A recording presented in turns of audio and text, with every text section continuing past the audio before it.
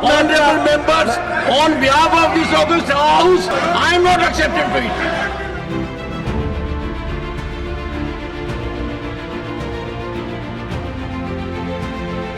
राज्यसभा में मंगलवार को शून्यकाल के दौरान ही संविधान को लेकर सत्ता पक्ष और विपक्ष के बीच जबरदस्त भिड़ंत हो गई। विपक्ष ने इसे बाबा साहब डॉक्टर भीमराव अंबेडकर को कंट्रोवर्सी में लाने की कोशिश बताया, तो वहीं सत्ता पक्ष ने विपक्ष के स्टैंड पर सवाल उठाते हुए कहा कि इनको तकलीफ क्यों हो रही है। दरअसल बीजेपी के राज्यसभा सांसद राधा मोहन दास अग्रवाल ने संविधान की मूल प्रति पर इलस्ट्रेशन का जिक्र करते हुए कहा कि जो प्रतियां छप रही हैं और प्रसारित हो रही हैं उन पर ये इलस्ट्रेशन नहीं है। उन्होंने मोहनजोदड़ो की सभ्यता से लेकर भगवान राम के अयोध्या लौटने, भगवान श्री कृष्ण से लेकर भगवान बुद्ध तक की तस्वीरें छप रहे संविधान पर नहीं होने का मुद्दा उठाया। क्या कारण थे कि 26 जनवरी 1949 को जो भारत के संविधान पर हस्ताक्षर किया गया, उनके महत्वपूर्ण हिस्सों को कुछ लोगों ने न जाने कब बिना किसी संसदीय स्वीकृति के उन्हें हटा दिया। मैं उदाहरण के रूप में दूंगा। भारत के संविधान को रचते समय सभापति महोदय, संविधान सभा ने नंदलाल बोस जी को निमंत्रित किया था। संविधान सभा ने उन्हें निर्देशित किया था कि संविधान की भावनाओं को परिलक्षित करने के लिए कुछ इलस्ट्रेशन से बना करके संविधान के हिस्से बनाए गए। नंदलाल बोस जी ने भारत के तत्कालीन संविधान के 22 अध्यायों के सर्वोत्तम पहले पेज पर ऊपर के स्थान पर 22 इलस्ट्रेशंस बनाए।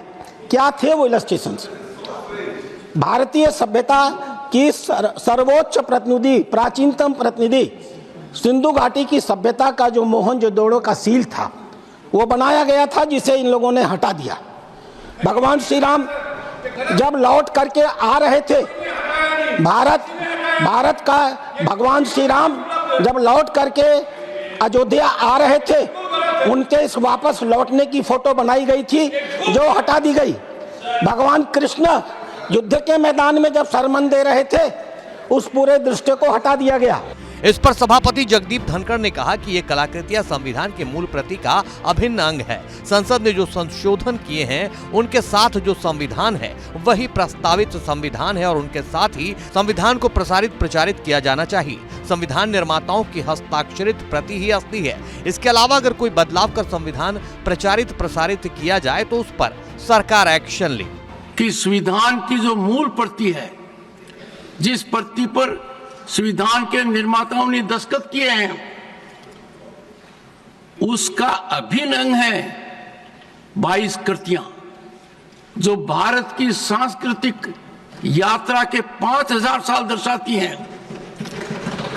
और आज के दिन कोई भी संविधान की पुस्तक लेता है, उसमें ये नहीं है और ये अनुचित है। मैं आग्रह करूंगा सदन के नेता से कि हमारे संविधान निर्माताओं ने जो दस्तखत किए हैं उसमें उतना ही बदलाव हो सकता है जितना संसद स्वीकार करती है। If there is any change effected by judiciary और any institution is not acceptable to this house, I will appeal to the leader of the house to ensure that in the country only the authentic version of the Indian Constitution be promulgated. Any violation of this should be taken quite seriously by the government and severe action taken. Rajya Sabha के सभापति का इतना कहना था कि कांग्रेस अध्यक्ष और राज्यसभा में नेता प्रतिपक्ष उठ खड़े हुए और सभापति जगदीप धनखड़ को कहने लगे बाबा साहब के संविधान को ये अनावश्यक कंट्रोवर्सी में लाना चाहते हैं, अंबेडकर को बदनाम करने की कोशिश है। Leader of the position sir please आप पेशेंटली।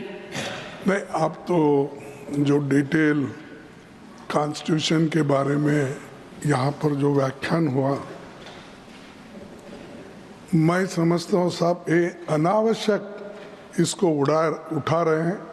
और डॉक्टर अंबेडकर, बाबा साहब अंबेडकर ने जो कानून बनाया यानी कॉन्स्टिट्यूशन बनाया, उसको कंट्रोवर्सी में लाना चाहते हैं।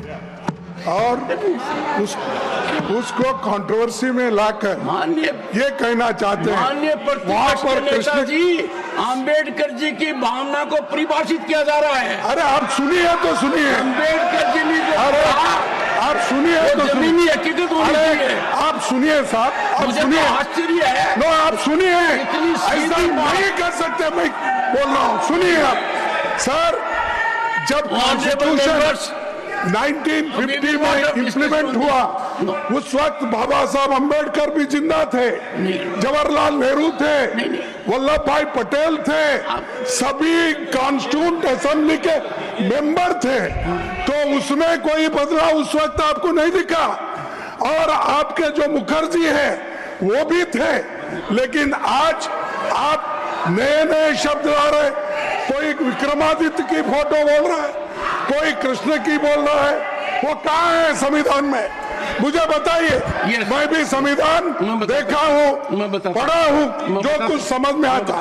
आप तो एडवोकेट है साहब, मैं बताता हूँ। आप कभी देखे संविधान में कुछ बदलाव हुआ है? मैं बताता हूँ। और जो भी हुआ है वो कंसेंट से हुआ है, एक सेकंड, सदन के कंसेंट से हुआ है। माननीय सदस्यगण, एक सेकंड, ये ठीक नहीं, आप अलाउ करके ये बात इसको बढ़ाना, सदस्यगण, तो कंट्रोवर्सी करना, अंबेडकर को बदनाम करने की कोशिश करना, बात कर रहे और बिल्कुल गलत है। यस, माननीय सदस्यगण, डॉक्टर बी आर अम्बेडकर का भारी अपमान होगा यदि अगर जो संविधान की प्रतिलिपि पर दस्तखत हुए हैं वो प्रसारित न की जाए। जिसके बाद नेता सदन जेपी नड्डा ने संविधान की मूल प्रति भी दिखाई, जिस पर इलस्ट्रेशन छपे थे। इस दौरान कांग्रेस सांसद जयराम रमेश ने कुछ कहा। जेपी नड्डा ने कहा कि जयराम जी, आपको इतना गुस्सा क्यों आ रहा है? इस पर चुटकी लेते हुए सभापति ने कहा कि ये तो देश के स्वास्थ्य मंत्री बताएंगे। उसमें वो इलस्ट्रेशंस नहीं है, उसमें वो इलस्ट्रेशंस नहीं।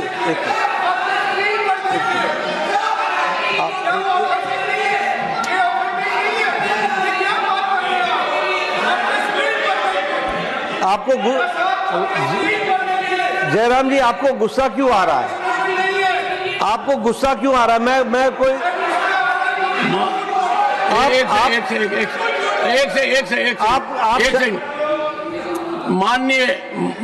माननीय प्रतिपक्ष, माननीय सदन के नेताजी, जयराम जी को गुस्सा क्यों आ रहा है यह भारत का स्वास्थ्य मंत्री बताएगा। ये आपकी जिम्मेवारी है। ये देखिए, ये मूल प्रति है, इसमें पूरा इलस्ट्रेशन दिया हुआ है, ये बता रहा है। अब मैं ये जानना चाहता हूं कि विपक्ष को इसमें तकलीफ क्या हुई है?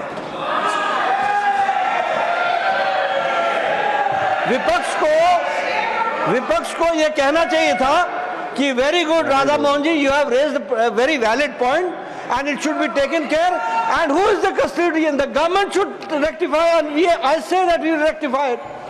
इनको तकलीफ क्या होती है?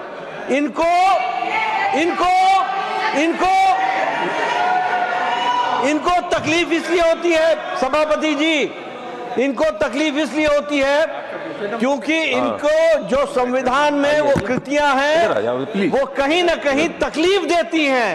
इसके बाद नेता सदन ने आगे कहा कि विपक्ष को तकलीफ इसलिए हो रही है क्योंकि संविधान की मूल प्रति पर अंकित कलाकृतियों में हमारा गौरवमयी इतिहास है, वो उनको तकलीफ पहुंचा रहा है। इस दौरान हंगामे के बीच विपक्ष ने सदन से वॉकआउट कर दिया।